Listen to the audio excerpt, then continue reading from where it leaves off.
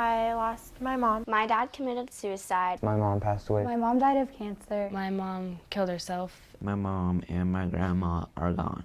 All these teens share a similar tragedy, but the loss of a loved one is not the only thing they have in common. They all have found help through Lost and Found, home of grief support groups. Lost and Found is the only provider of free grief support services for children in the Southwest Missouri area. Our goal is not just to sit and talk about the sadness of it all. It's to understand the experience and process that as a part of your life. You tell the group things about yourself until you run out of yarn. Co-founder Karen Scott teaches the teens how to cope with their grief, but they've also been able to teach her lessons of their own. What I learn from every teen we see is that we are stronger than we think we can be. I see people who overcome incredible, horrible experiences and find that personal strength and resilience to overcome. Courtney Wampler, Ryan Kaufman, and McKenna Cowan have each suffered the death of a parent. My dad committed suicide when I was 13, a few weeks before my 14th birthday. It was just really different without him, and it just didn't feel the same, and I didn't really understand why. I wonder what was going through his head at that moment, why he decided to do it, what made it trigger through his mind that he was going to decide to kill himself. I didn't feel like I had any feeling. I just felt real empty and lost. I just woke up close to midnight wondering what's going on, having flashlights shined in my eyes. I heard my dad just talking. I'm just like, okay, it's not my dad, then I wonder what's going on with my mom. She had liquid in her lungs, which caused her to drown. I was very confused, lost, alone, because I always used to talk to her. I didn't care about anything. Didn't want to do anything for school. Didn't care what I did at home. My mom killed herself with me in the room. Losing a mom is one of the worst things that could actually happen, and especially seeing her kill herself. That didn't make it any easier. At first I thought it was my fault. I thought I could have went faster and I could have called the cops faster, but there's no way I could have. I was angry, but then I was sad and I was so mixed up in my feelings because I didn't understand why. She always told us that she loved us and everything, but to me, that just doing that in front of someone you love is not the best thing in the world to do, because ever since then I've been scarred for life. I've been having nightmares and everything because of it.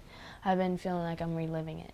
I had homecoming this year and I had to get ready without having my mom there. And if I ever get married, it's going to be hard because I won't have my mom there.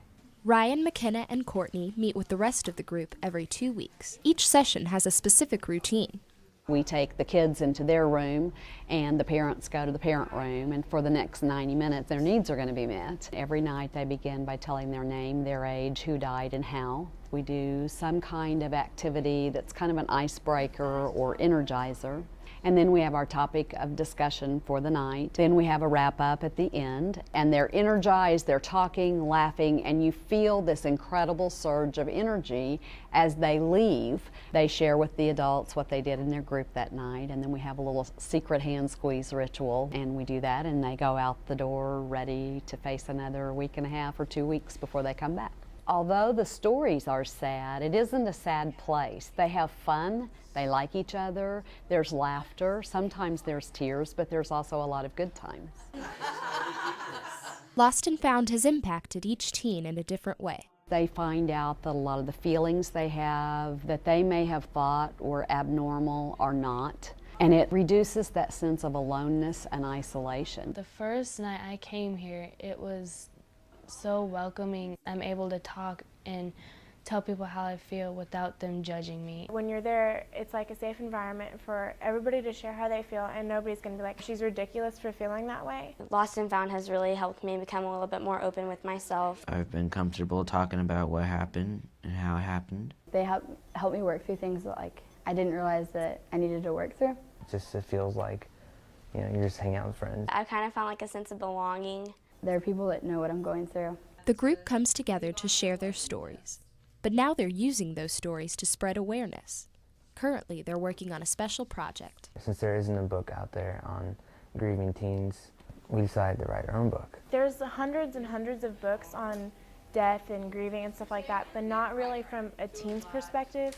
on how to deal with it, like when you go back to school with your friends and with your teachers, and how it is with your parents. I told them, you are experts in this field in a way that you probably never wanted to be, but you do have a lot to offer. We got to say like how we felt and what we do and don't want our friends to say. We just kind of broke it down into chapters right now.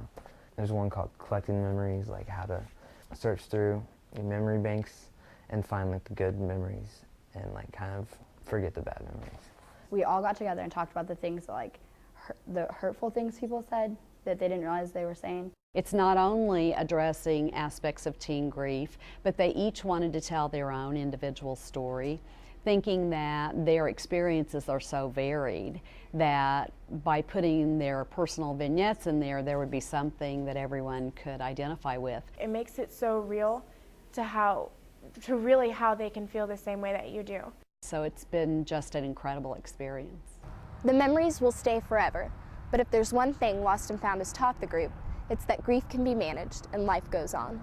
And I still miss my mom and everything. It's kind of hard without her by my side. She was like my best friend. I felt really alone and like no one else knew how I felt.